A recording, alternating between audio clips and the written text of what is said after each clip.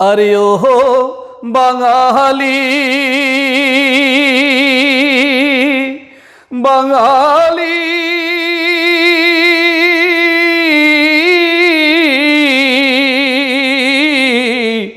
বাঙালি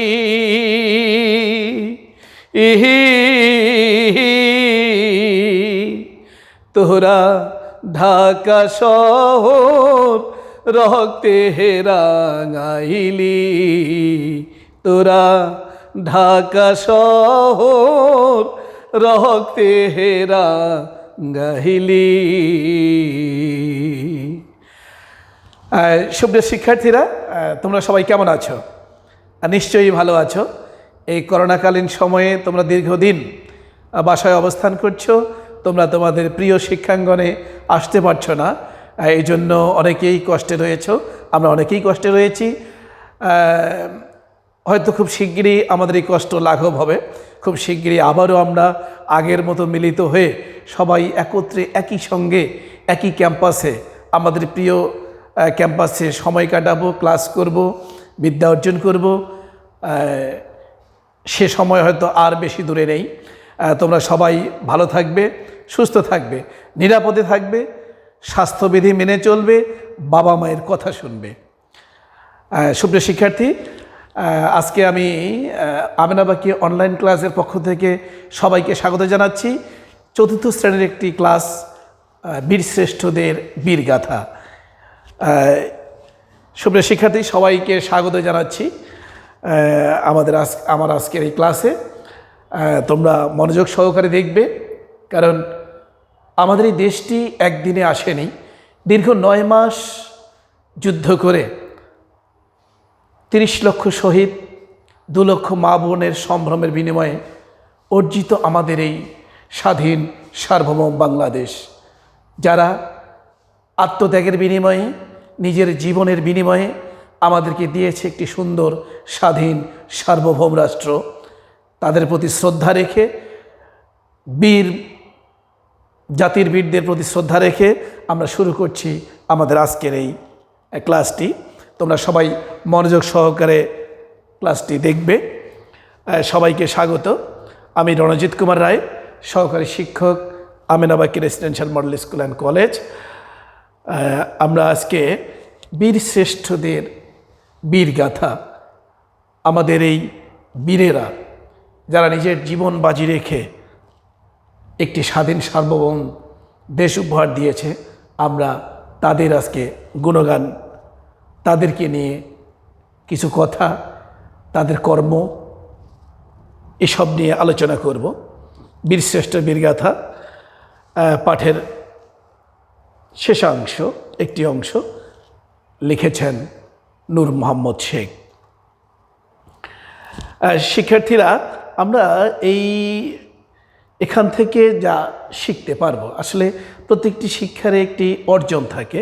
আমাদের এই অর্জনটি হচ্ছে গল্প শুনে মূল বিষয় বুঝতে পারবো, জানা বিষয়ে বস্তু বুঝে বলতে পারবে, বিরাম চিহ্ন দেখে সাবলীলভাবে পড়তে পারবে, যুক্তবর্ণ লিখতে পারবে। সুপ্রিয় শিক্ষার্থী, আজকে যে মানুষগুলিকে আমরা দেখতে পাচ্ছি, তোমরা নিশ্চয়ই দেখতে পাচ্ছ, যেদিন আমাদের এই দেশকে মুক্তি করার লক্ষ্যে, আমাদের দেশকে স্বাধীন করার লক্ষ্যে আপামর জনতা নিজের জীবন বাজি রেখে রাইফেল কাঁধে নিয়ে দিন রাত আমাদের এই শত্রুদের বিরুদ্ধে যুদ্ধ করে চলেছেন পাক হানাদার বাহিনীর বিরুদ্ধে। সুপ্রিয় শিক্ষার্থীরা, নিশ্চয়ই দেখতে পাচ্ছ, এই মানুষগুলি তাদের সেই আত্মবলিদান দিয়েছে বলেই আমরা পেয়েছি স্বাধীন সার্বভৌম সোনার বাংলাদেশ। সুপ্রিয় শিক্ষার্থী, যে মানুষটি ছাড়া বাংলাদেশের ইতিহাস কল্পনাই করা যায় না, যে মানুষটির ডাকে, যে মানুষটির ঐক্য প্রচেষ্টায় আমরা পেয়েছি একটি স্বাধীন সার্বভৌম রাষ্ট্র, 1000 বছরের শ্রেষ্ঠ বাঙালি, জাতির জনক বঙ্গবন্ধু শেখ মুজিবুর রহমান। নিশ্চয়ই তোমরা দেখতে পাচ্ছ আমাদের জাতির পিতার সেই ছবিটি। জাতির জনক বঙ্গবন্ধু শেখ মুজিবুর রহমান। সুপ্রিয় শিক্ষার্থী, একদিনে স্বাধীনতা আসেনি। এই দেশটিকে স্বাধীন করতে গিয়ে আমাদের সে সময়ের বাংলার দামাল ছেলেরা নিজের সমস্ত সুখকে জলাঞ্জলি দিয়ে, বিসর্জন দিয়ে বিভিন্ন ক্যাম্পেইন করে অস্ত্র চালনা শিখিয়েছে হানাদার বাহিনীদের বিরুদ্ধে যুদ্ধ করবার জন্য। শিক্ষার্থীরা, তোমরা নিশ্চয়ই দেখতে পাচ্ছ আমাদের দুজন বীর মুক্তিযোদ্ধা কোনো রকম প্রচেষ্টা ছাড়াই কিভাবে দেশের ডাকে সাড়া দিয়ে প্রাণপণ কোনো রকম সংশয় ছাড়াই দেশের জন্য যুদ্ধ করার সর্বোচ্চ প্রস্তুতি নিয়ে প্রস্তুত হয়ে আছেন আমাদের পাক হানাদার বাহিনীদেরকে রুখবার জন্য। এরাই হচ্ছে মুক্তিযোদ্ধা, যারা দেশের মুক্তির জন্য নিজের জীবনকে বলি দিয়েছেন। সুপ্রিয় শিক্ষার্থী, তাদের মধ্যে একজন রুহুল আমিন। 1937 সে তার 1934 সালে তার জন্ম, 1971 সালে তার মৃত্যু। তোমরা এগুলি নিশ্চয়ই মনে রাখবে। আরেকজন সেই বীরশ্রেষ্ঠ মতিউর রহমান, জন্ম 1941 এবং মৃত্যু 1971। সুপ্রিয় শিক্ষার্থী, আরেকজন বীর মুক্তিযোদ্ধা, বীরশ্রেষ্ঠ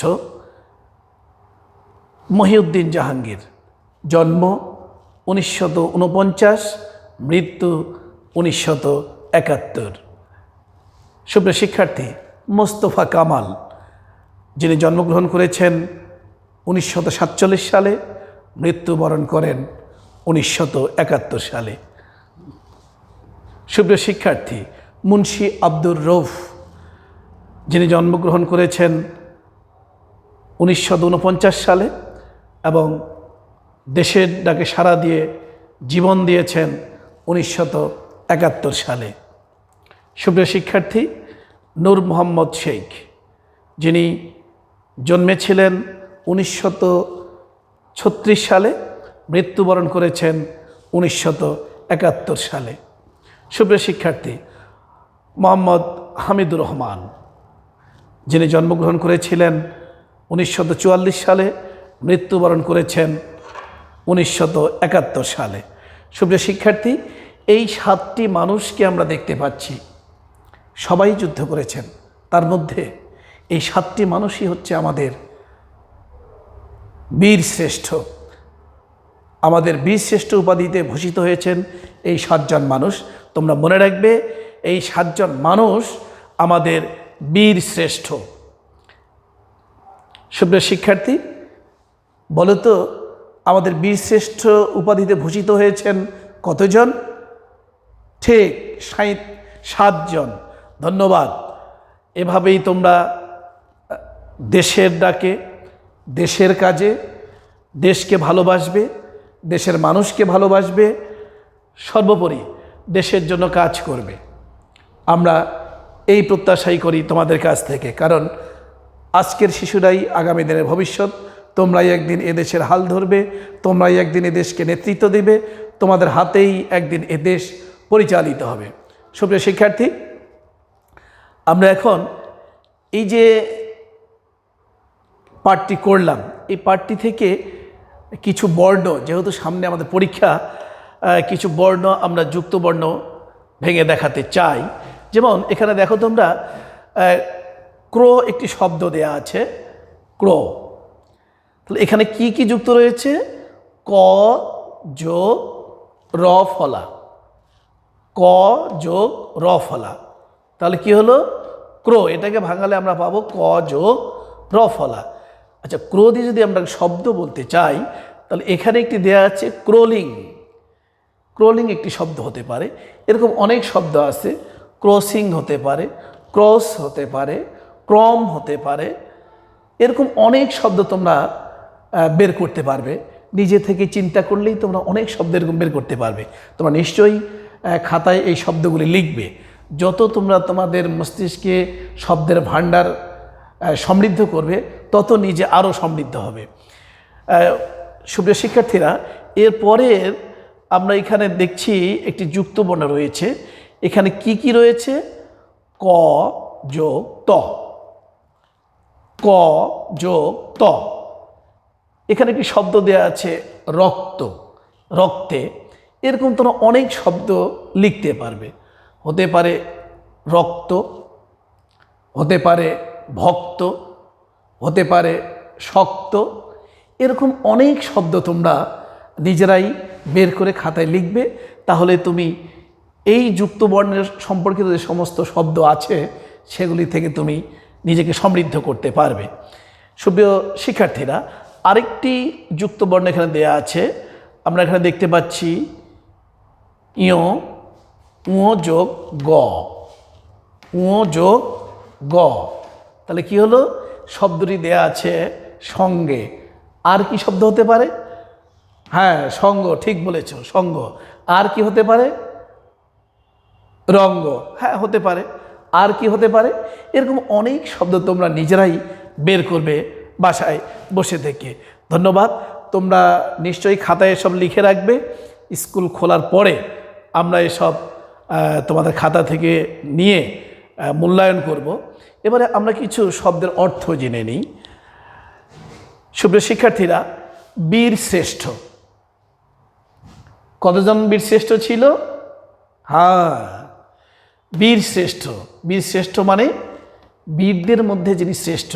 অনেক বীর থাকতে পারে, এদের মধ্যে আবার শ্রেষ্ঠ। যেমন আমরা এখানে অনেক শিক্ষক আছি, কিন্তু আমাদের মধ্যে একজন প্রধান রয়েছেন, যাকে আমরা প্রধান শিক্ষক বলছি। কারণ ওনার নেতৃত্বেই আমরা আমাদের কাজ সম্পাদন করে থাকি। ঠিক তেমনিভাবে আমাদের মুক্তিযুদ্ধের সময়ও অনেক বীর ছিলেন, সবাই কিন্তু শ্রেষ্ঠ হতে পারেনি। সুতরাং বীরদের মধ্যে যিনি শ্রেষ্ঠ, তিনিই হচ্ছেন বীর শ্রেষ্ঠ। আহ্বান মানে ডাক।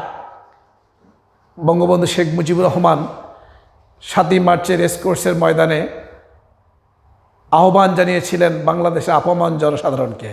এই আহ্বানে সেদিন আপামর জনতা, কৃষক, শ্রমিক, ছাত্র, যুবক, কুলি, মজুর, ডক্টর, ইঞ্জিনিয়ার, শিক্ষক, বুদ্ধিজীবী, সাংবাদিক সবাই তার ডাকে সাড়া দিয়ে এদেশের মুক্তিযুদ্ধে ঝাঁপিয়ে পড়েছিল। তেমনিভাবে আহ্বান মানে হচ্ছে ডাক, ডাক দেয়া। রণক্ষেত্র, রণ মানে হচ্ছে যুদ্ধ, ক্ষেত্র হচ্ছে স্থান। তাহলে রণক্ষেত্র যুদ্ধের স্থান। যে জায়গাটিতে যুদ্ধ সংঘটিত হয়, যে জায়গাটিতে যুদ্ধ হয়ে থাকে, সেই জায়গাটাকে বলা হচ্ছে রণক্ষেত্র বা যুদ্ধের স্থান। যেমন খেলা হয় বিভিন্ন ভেন্যুতে, বঙ্গবন্ধু জাতীয় স্টেডিয়ামে সেখানে ফুটবল খেলা হয়, আবার মিরপুর স্টেডিয়ামে সেখানে ক্রিকেট খেলা হয়। এরকম যুদ্ধক্ষেত্রেও কিন্তু রণক্ষেত্র হচ্ছে যুদ্ধের স্থান, যেখানে যুদ্ধ সংগঠিত হয়। শুভ্র শিক্ষার্থী, এসব তোমরা মনে রাখবে।